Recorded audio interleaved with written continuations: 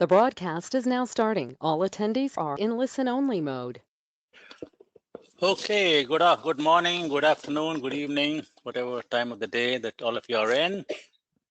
Thank you so much for being part of our webinar this morning.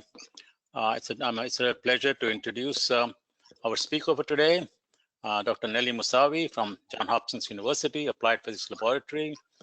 And she will be talking to us about the future of space systems. You can see from the information that we have sent to you already. She's a program manager at the space exploration sector at Johns Hopkins University Applied Physics Laboratory. She has worked in various NASA spacecraft missions over the years, such as Messenger, Van Allen probes, Solar, Parker probe, DART, and Europa. She's an assistant research professor in the Department of Electrical Computer Engineering at Whiting School of Engineering at Johns Hopkins University, as well as an adjunct professor at the University of Maryland, Baltimore County. And so with that, I will hand this over to her, and let us listen to all the exciting things she has to share with us. So Nelly, I'm going to give you back the screen. You have to click show my screen and you should be able to go. Excellent. Good morning. Thank you so much, Krishna, for the introduction. It's great to be here. Today I'll be talking, as you mentioned, about the future of space systems. In general, if you are in the space domain, this is a very exciting time for us. More than ever, people are interested to launch satellites. A lot of companies now, they're talking about massive production of satellites in LEO orbit, and we'll be talking more about that. But society has become increasingly dependent on the space, and really this is just the start. I think this is a revolutionary transformation in the population of a spacecraft in space. And there are two fundamental changes in how space assets will operate in future. First of all, the global connectivity will be realized through a spacecraft constellation rather than individual spacecraft. And also, since the number of the spacecraft will increase, we need to bring autonomy, more AI, more to our next generation of space systems, and have the human intervention less and less. Just overall, I wanted to just give this a slide. If you haven't worked with the satellite, we usually have a space segment, a spacecraft, and then you have a ground station typically that you send an uplink to the spacecraft and you get the information back. Now the ground stations, they can talk to each other. The satellite, one ground station can do the uplink and downlink at the same time in different frequencies, uplink and downlink. This is in general, when we are talking about the space domain, usually we either talk about LEO, which is the low Earth orbit systems. It's 2,000 kilometers or less. MEO, which is the medium Earth orbit, it's between 2,000 kilometers and 35,000 kilometers, 35,800 kilometers, which is the geostationary. The geostationary historically has been very interested for people who want to have like Sirius XM communications, TV, because the satellite rotation, the speed is the same as the Earth rotation. So you always, the same ground station will talk with the same satellites all the time. So for planning purposes, it's easier to have a geostationary. And then we talk about higher Earth orbits, deeper space, that in APL, Applied Physics Lab, where I work, we are very expert in deeper space missions to send satellite in different planets and all that. So, but when I talk about the future of a space system, it's more of the LEO, the low Earth orbit, that is going to be very crowded. And I'll show my next slide. Why is the LEO will be more crowded? It's because it's near to Earth, and LEO satellites can, because they're closer to Earth, they will need less power to talk. The power on the spacecraft will fall off with R squared. So the more the distance, the less power. So you need a lot less power to talk to a LEO satellite. And because it's closer, the propagation time delay, it's about 10 milliseconds compared to other orbits that it can be more. So if you're doing imaging or if you're doing video games, you want to have a satellite that it's with using the satellite, you want to have a less time delay. And because again, you need less power, it eliminates the need for a bulky receiver equipment because the signal to noise ratio that you need, it's higher. Therefore, the price of the satellite will be less. The size, weight, and power, we call it swap. It's a big element in a spacecraft to determine the cost of the satellite. Now, what are the disadvantages of it? The disadvantage is the satellite is constantly moving around the Earth. Like an orbit takes about 15 to 20 minutes from a particular area of the Earth. So planning of these ground stations and which spacecraft talk to which spacecraft, it's a lot more complex. For example, and also the beam footprint on the Earth, it's a lot smaller. And by footprint, I'm just talking about the size of the signal. For example, if you have a flashlight on the wall, that's the footprint of your flashlight. Now, if you take this flashlight further and further, that footprint gets bigger. At LEO, the footprints, it's a lot smaller than GEO. Therefore, the pointing and pointing accuracy, it becomes more difficult. So the couple of disadvantage, first, you need to have a lot of planning in the footprint and ground stations. It's very complex. You're talking to a lot more satellites to have a global coverage. And in future, we want to have all these satellites talking to each other. So the algorithms are very much more complex, and this is how we are seeing it in future. I would like to disconnect the sound here, but this is how we see the future of LEO orbits, that you have plenty of satellites, that you have a 24/7 coverage. And because you have so many satellites, once in a while, some of them you will have malfunction. But these networks, you want it to be smart that they can eliminate which satellite is not good, and they can optimize the coverage by getting rid of those red dots. So this is where the AI and human intervention, and it should be less, and the satellite needs to do planning by itself a lot more. So that's why we think that the predictable and unpredictable, and these are sometimes they will be real issues, and we need to bring AI, artificial intelligence, to our space asset that they can sense, reason, act, and adapt intelligently. If we're talking about these swarms of satellites, the constellation of satellites, we wanted them to have a capability of doing machine learning and do the onboard autonomy and ground station and the data analysis online by themselves. But how can we get there? So we think the solution is bioinspiration. If you look at from 1950s, 60, 70 years ago, we've started thinking about how the school of fish, how these bioinspirations, they talk to each other, how they form, how they create a group size, and they make decisions. And we have really good algorithms about those, and we brought those to drone domain. And the last 10 years, there are a lot of improvements in drone formations and how the drones, they talk to each other. And the next step is to bring those information to space domain.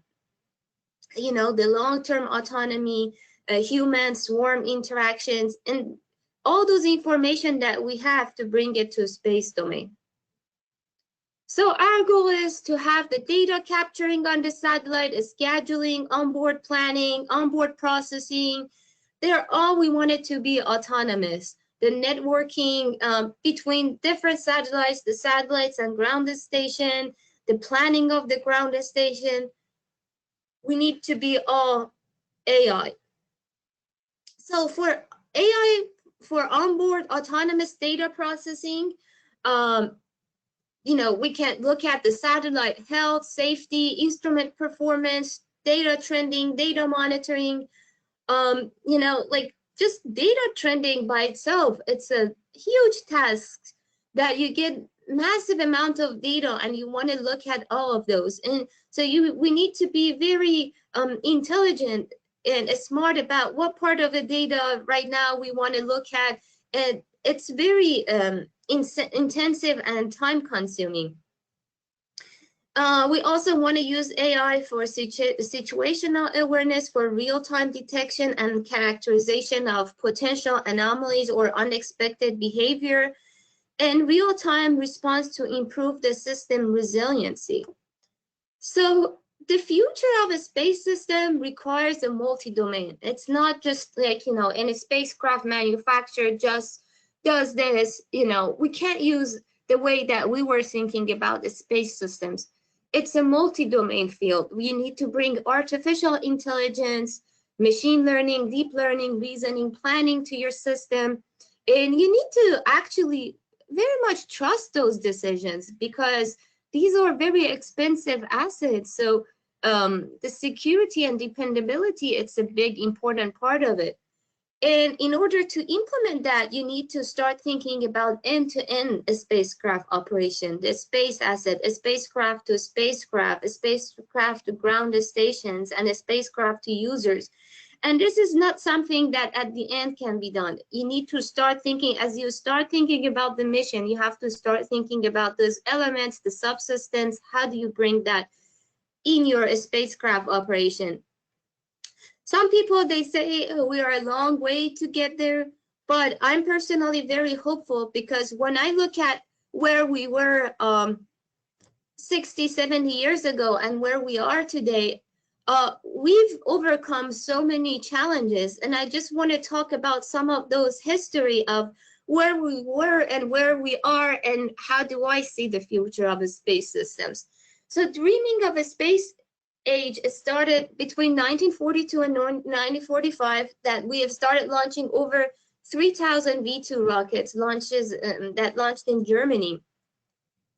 And that was just the beginning of going beyond the Earth atmosphere. And this is a picture that at 1946 is the first image of Earth from outer space that was captured by us, APL, Applied Physics Labs, Johns Hopkins University. And another inflection point was the Sputnik, that Russia launched the first satellite in 1957. In October of 1957, in January of 31st, Explorer 1 US successfully launched its first satellite. And just after that, US was able to launch one satellite after another one. But what is very interesting, and I want to highlight in my presentation, was the first Explorer 1 that we sent out. US was very much in pressure to also have a successful launch of a satellite. And Van Allen, which was a scientist, James Van Allen, he and his team, they had an instrument on the spacecraft to measure the radiation around the outer atmosphere. And quickly after launch of the spacecraft, they realized that that the instrument, sometimes it's saturated and it's not making measurements. So they thought initially that the whole outer of space is radioactive. And after analyzing more, they realized, no, there are points that the instrument is making right measurements, but at some places it's making, it's just going to saturation. And then they realized that the existence of radiation belt, and this is how the radiation belt, they were discovered. And these radiation belts are the reason that we exist on Earth. They trap these huge solar plasmas that are coming to Earth. And this is like high energy particle with different energy level and different frequencies. They exist in this environment. So we always wanted to go inside these radiation belt and make good measurements of these radiation belt. And it really didn't happen until 2012 that APL launched the first radiation belt that for many years we went inside these radiation belt and studied these. So that was like a huge challenge, and we overcame that challenge. This shows a picture of the twin spacecraft that we launched in 2012, and I had the fortunate to not only work as an engineer, but manage this project as a program manager of the mission after it was launched. And these twin spacecraft, for 7 years with no hiccups, they operated on the radiation belt. NASA just wanted us to study 2.5 years, but we worked with no hiccup, and we were able to understand the radiation belts like we had never done before. And those data are available to the globally. If you just type Van Allen probe on Google, you will find many sites, and our data are available to around the world. So this was a challenge that, it took a long time to overcome it, but we did. But really, we've started to launch a lot of a spacecraft since 1994. That near Shoemaker mission was a low-cost planetary exploration satellite that we launched. And one thing that I like to point out, when I look at the history of our satellites, actually the autonomous part, it has got more advanced. Since like 97, the advanced composition exploration, the goal was to understand and monitoring the solar activities, and it launched in 1997. Time was another spacecraft that we launched, and the goal was to study the dynamics of the meosphere and lower thermosphere portion of the Earth atmosphere in 2001. And Contour was another spacecraft that we launched in 2002, and increased the functionality and expressiveness of autonomy has increased with each mission. We are not where we want to be, but we are bringing more autonomous function to the spacecraft.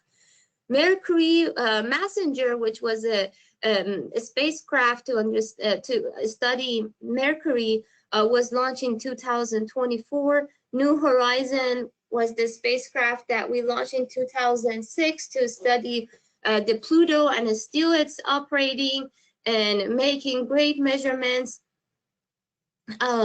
The solar terrestrial radiation stereo, which is a solar observation mission, we launched in 2006.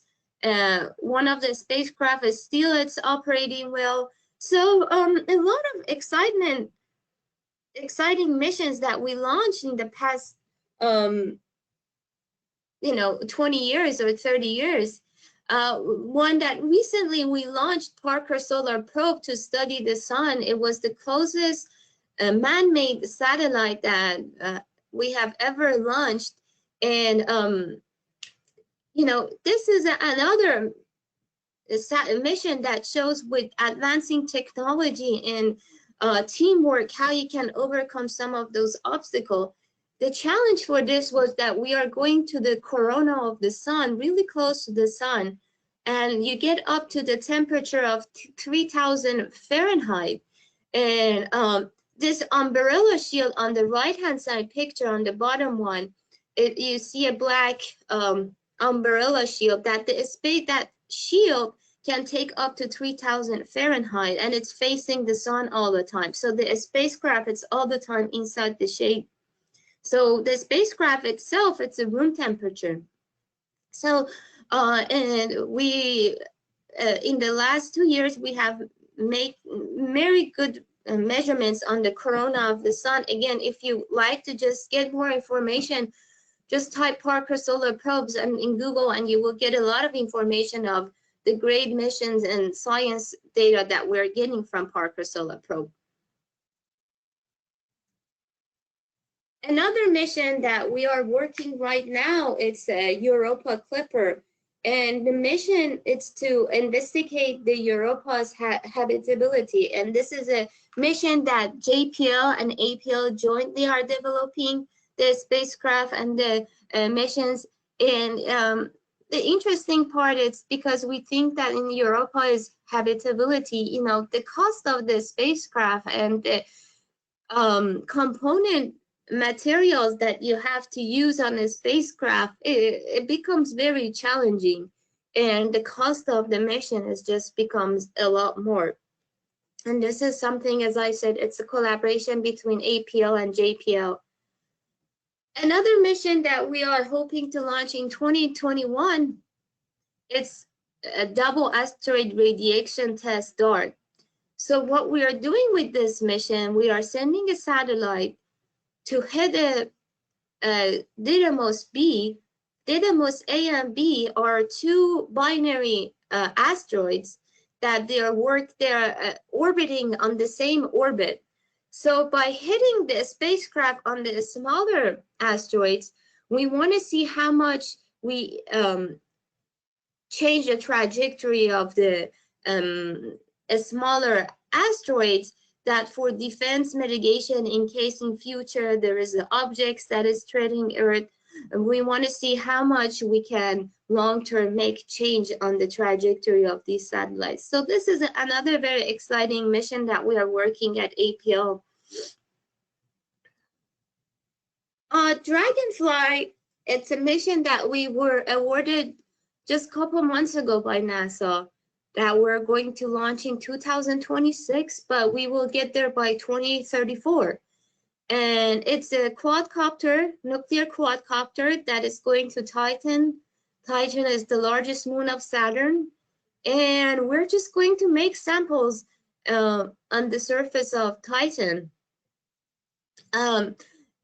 This, you know, as you see, not only building these spacecrafts are really challenging, but the amount of the time that it takes and the navigation of the spacecraft to take you there, you know, over 8 years of flying to get there. The same thing for New Horizon.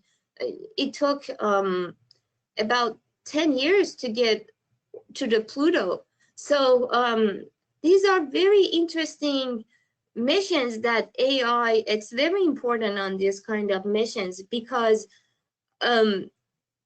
you know, you don't have access to the satellites all the time, and you want to make sure that the satellite can monitor its health and safety constantly. For example, for New Horizon, the mission that we sent to Pluto, it takes the round trip of communication with the satellite is 14 hours.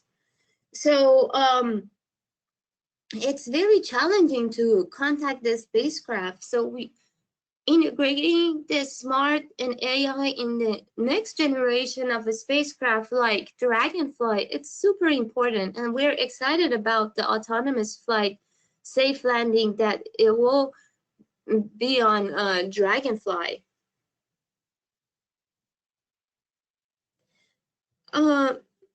So at APL, we've launched either a mission around every planet or an instrument. So from the Sun to Pluto, we have a presence, and our presence is, you know, all around the heliosphere. But our next goal is to go beyond the Kepler belt and interstellar region. And Voyager, for example, right now, it's on 144 point AU. 1 AU is the distance of Earth to Sun. So 144 times more than that. Voyager is now in the Kepler belts in region to make measurements. So in order to go to the interstellar medium, you know, it will take 30 years to just get there. And that's where planning, AI, dependability, security of your spacecraft, decisions, and planning of how to get there, it's very important for the next generation of satellites. And you know, as I mentioned, the interstellar medium region, it's our unlimited goal to go beyond the Kepler belts. So from the sun to the interstellar, I think the real journey only just begun. And this is if you're working on a space domain, if you have students that you like to motivate, I always say the space domain, it's a really interesting domain, and it's a multi-field domain, and we need everyone to solve in order to overcome the challenges that they exist in the next generation of satellites, to work together and make those happen. So by that, I will conclude my talk. I'm more than happy to take any questions. Wonderful, wonderful. What an inspiring presentation, Nelly. This is really exciting, and for the future generations. And when you talk about something that's going to take 30 years to go from here to there, my God, and the enormous level of intelligence and technology that goes into it. What an inspiration! As a young a scientist, you have opened the doors for so many other young scientists around the world, and thank you for doing that. We're going to have some comments, I'm sure. That's Krishna, I don't know what is the format here. no, you just wait for me just wait for me to give you talk to you, answer the questions, right? Do you hear me, Nelly? Hans, can you hear me? I can hear you, yes. Nelly, can you hear me? Did you have a problem hearing me? I think she's having problem hearing. Nelly? I'm sure we can reconnect.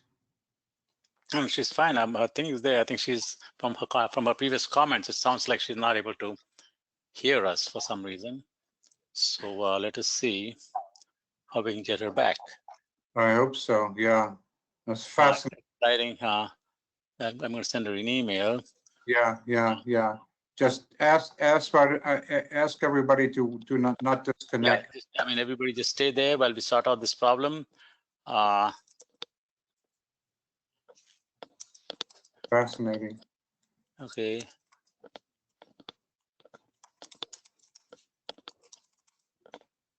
So I'm just going to ask her to check her audio. Check your audio. Sometimes that goes off. And see, but it's a problem. Let's see what. There are quite a few questions coming in, but I think. Yeah, I'm sure. I'm going to take back this. I'm going to take back the screen. I can't hear anything. Here she is. But she can talk, but we're not able to hear. She's not able to hear what we're saying. Okay. I'm going to put down a little note here for her. Maybe she can see.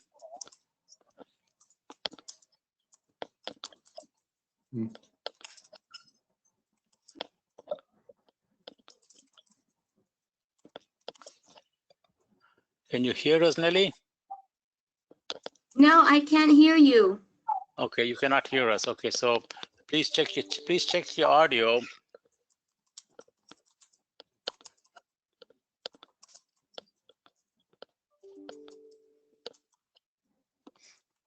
Otherwise, log in again. Yeah, that's probably the best.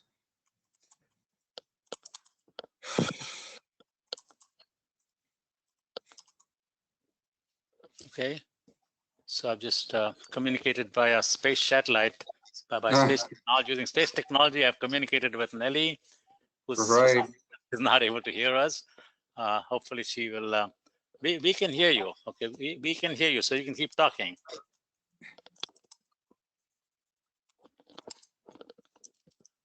Okay, so keep talking.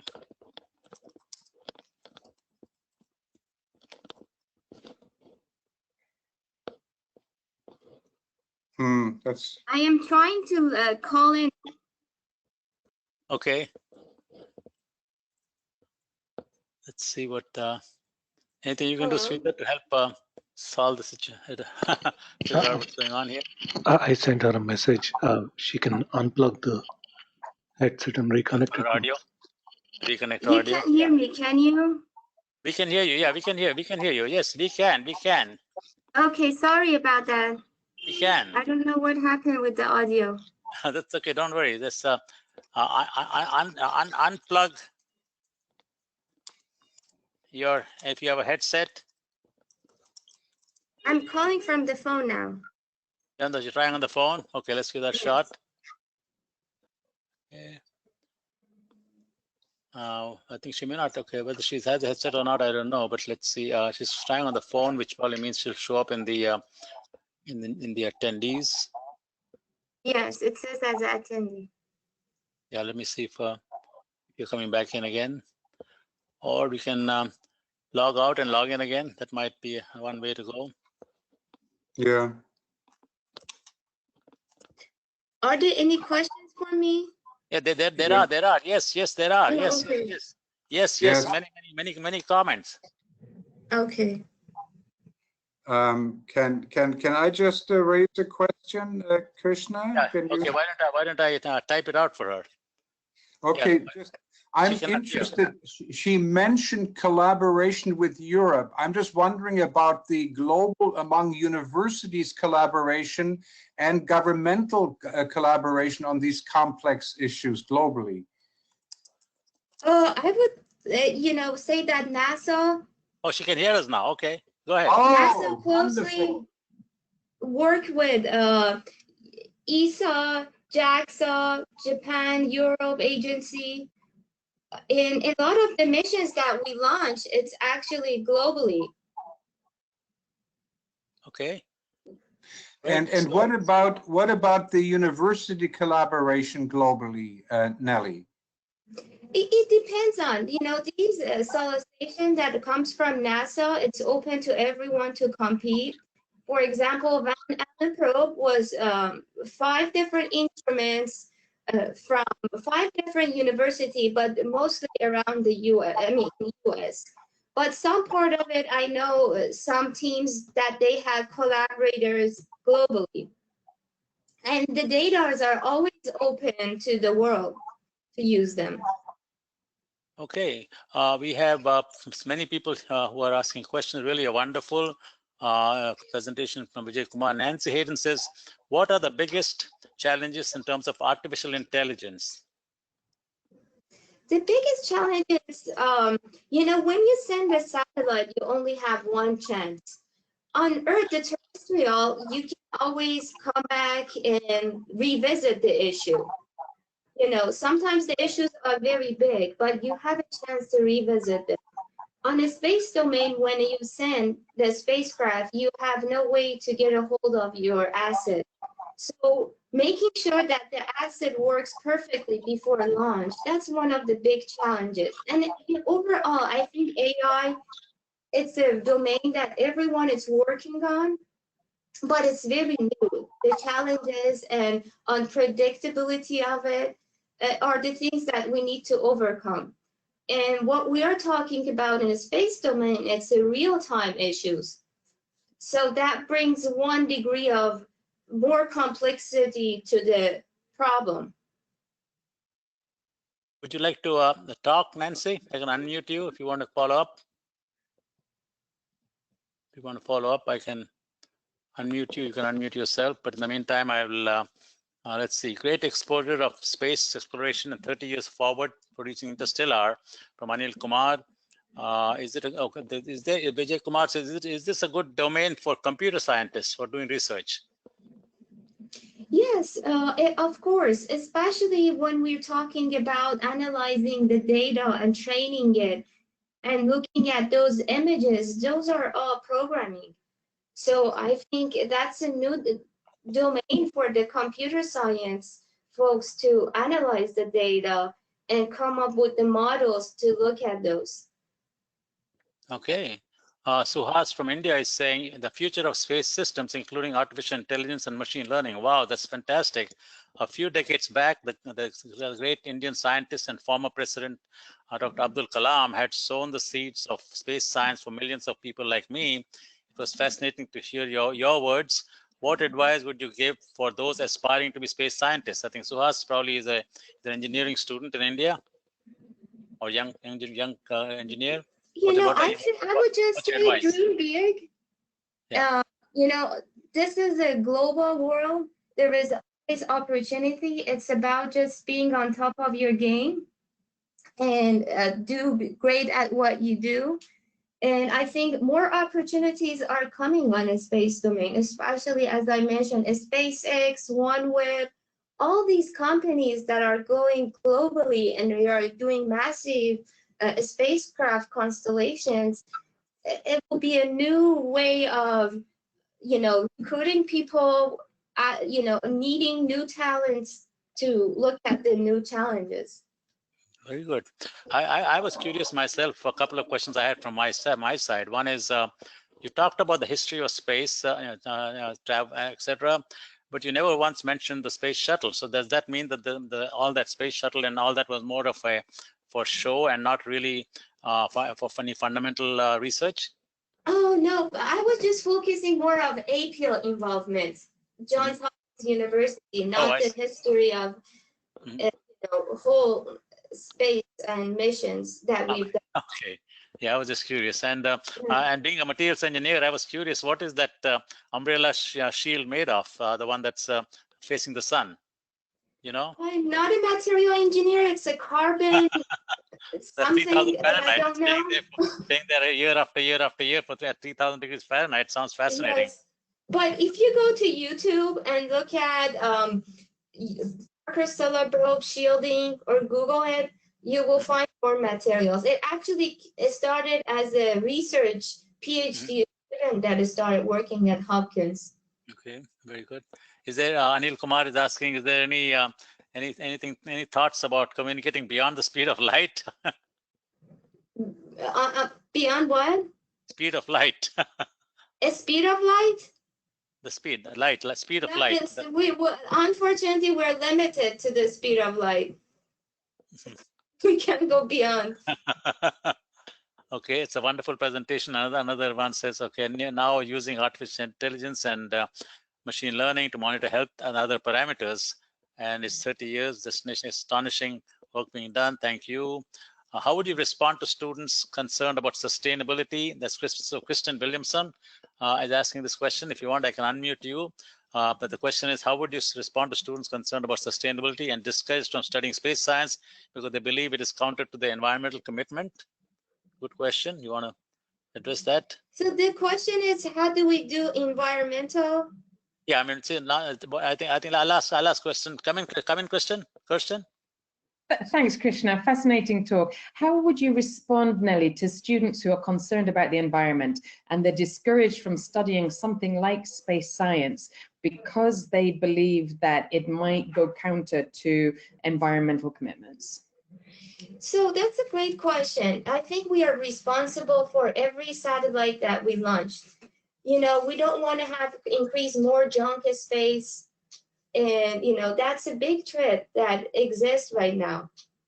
For example, when we launched Van Allen probe, especially on low Earth orbit, it's more, we are having more responsibility to make sure that the satellite does not exist on the orbit when it's done with its mission and it's out of power.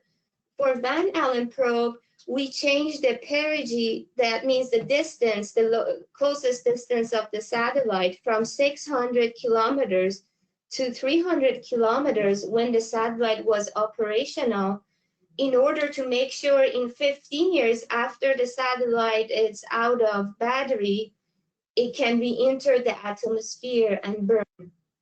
So I think keeping the cleanest space, it's very important.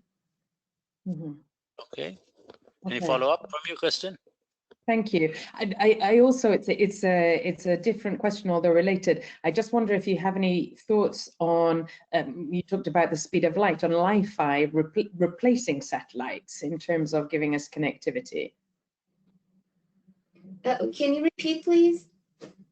Yeah, any thoughts on what I think is being called Li-Fi, using the speed of light to replace satellites in terms of giving us connectivity? Any thoughts on that and how quickly something like that might be, you know, a topic to continue studying?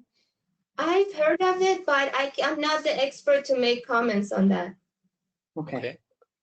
There are a lot of students in the audience, and they keep wondering whether there are any opportunities for internships and collaboration with space companies for students. You know, I think the best way is to go to the companies and look at the internship opportunities. Mhm.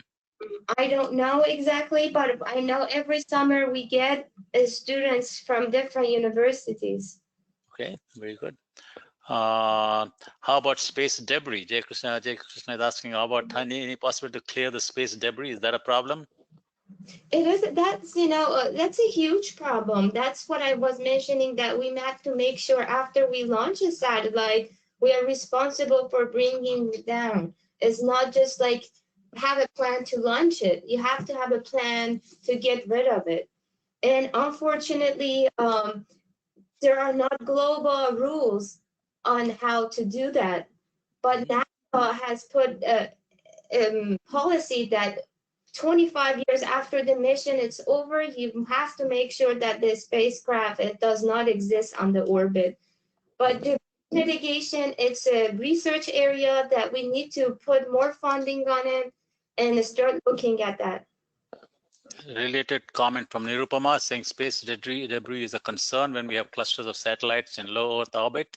How do we overcome this scenario? Extending the life of satellites, is that an option? And having better communication among satellites will help to avoid collision and bring in intelligent machine learning. So that's a comment and a question, I guess. Anything you want to add to that? I just agree that we need to, you know, have planning and work on the debris. Okay, Muralidhar Kurni, I've unmuted you. Do you want to jump in? You wanted to talk? Sanjay, do you want to talk? I'm going to unmute to Sanjay Godala if you want to talk. I'm not sure, you've been in and out. I'm not sure you wanted to talk, I think, at some point. Sanjay, come in.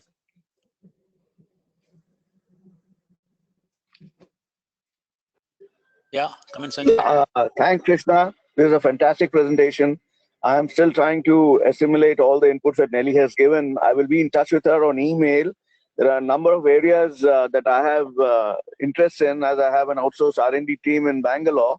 I'm meeting them tomorrow. And Nelly, there is also, you will be happy to know that one of the first companies which has put up a ham radio satellite from India, from the private sector, happens to be one of my mentored companies here in India, and we will be looking at doing many more things with ISRO, which is the Indian Space Research Organization, in the future.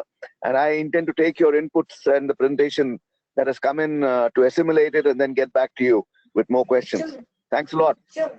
You're Okay. welcome. Hello. Very good. Thanks, Sanjay. Hello. Muralidhar Kurni, you have a Yes. comment? Yes, sir. Yes, sir. I have a question to madam. Go ahead. Hello. Go ahead. Yes. Hi, madam. Hi, madam. This is Muralidhar from India. Actually, I'm a research scholar doing my research in ad hoc networks. When I'm attended a conference in Bangalore, I have got a same question regarding this communication. One person asked me that if you are trying to communicate in two different types of ad hoc networks, that cannot be possible to normal protocols. Still, we are developing protocols for connecting two different areas with mobile ad hoc networks. That person asked me why you are struggling a lot for this type of communication. A long communications are already available through satellites. Why you are still struggling for this type of short range communication? Why don't you implement the satellite type of communications in ad hoc networks? Like that, he asked the question, madam. So my question is, why can't we implement the satellite type of communications in ad hoc networks? Is it possible, or any obstacles or any deficiencies are there? Let me know, madam. Did you understand the question? Not Nelly? exactly. Ad hoc networks. Okay, I will make it short. Ad hoc networks, right? I will make ad hoc networks. Yeah. Yes, sir. Yes, sir. Actually, in ad hoc networks, whenever you want to communicate to different areas, we use some protocols, but these protocols are not that much of efficient. We need to give a lot of logic for those protocols. But in satellite communications, we are able to communicate long ranges from Earth to space. We are able to communicate. So my question is, why can't we apply the type of long communication type of protocols in ad hoc networks? Is it possible? In our networks? This is a question that I guess you requires computer science expertise. Maybe you may or may Yes, not. yes. I'm computer science background student. Yeah, I mean, it's talking about ad hoc So the networks. question is, why not use the techniques that we use in satellite communications in terrestrial? Correct. Yeah, to ad hoc Yes, networks. yes. That is the question. Yes. Oh, well, I mean, you're in the bandwidth that you are using in terrestrial, it's so much huge, big. You know, that Okay. communicating with satellite. All right, that's, yeah, it might have to do with the bandwidth, Modi. That okay. Another, and we're going to Yes, move on. sir. Thank you for a good question. A question from Thank you, Venkata. sir. What do you think about electro-aerodynamic propulsion? Propulsion, it's not my area. I don't know. Not much about. Okay, that's fine. That's fine. That's okay. So from Noel Shiri, any space systems currently being developed for gravitational tugging of near-Earth objects like asteroids, which could potentially harm life on Earth? Asteroid tugging. I know that there are studies that NSF is doing on gravitational force, but I'm not involved with those. Okay, very good. So obviously, many people are interested in so many different areas, so I guess they should go to the website and try to figure out how they can get more information, or maybe interact with you and get. Many of them would like your email ID. So could you, Nelly, can you click show my screen again and type out your email ID? I made you a presenter again, so if you can click show my screen and put up your email ID, and maybe. Is my email? My email is on the first page.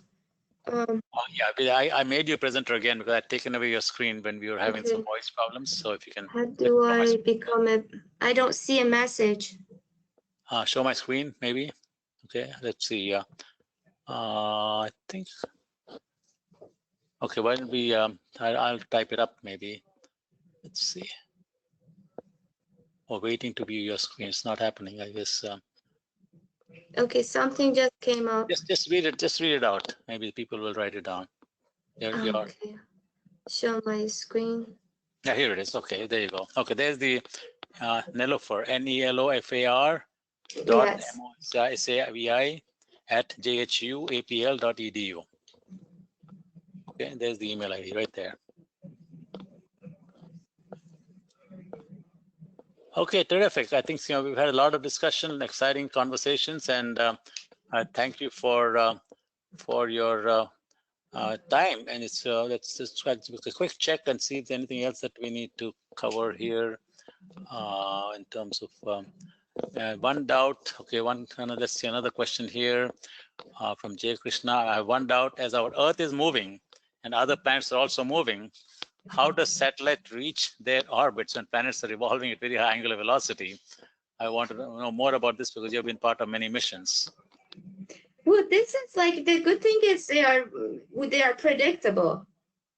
So we know the speed of each planet and the relation of each of them. So these are the things that when we launch a satellite, we design for every minute of it. Where does it need to be? How does it go? So that's a huge area in navigation systems, how to do that. Wow. So you're very precise. And as you said, you have to get it right the first time, because once you get up there, you can't make any changes to it. Correct. Fascinating.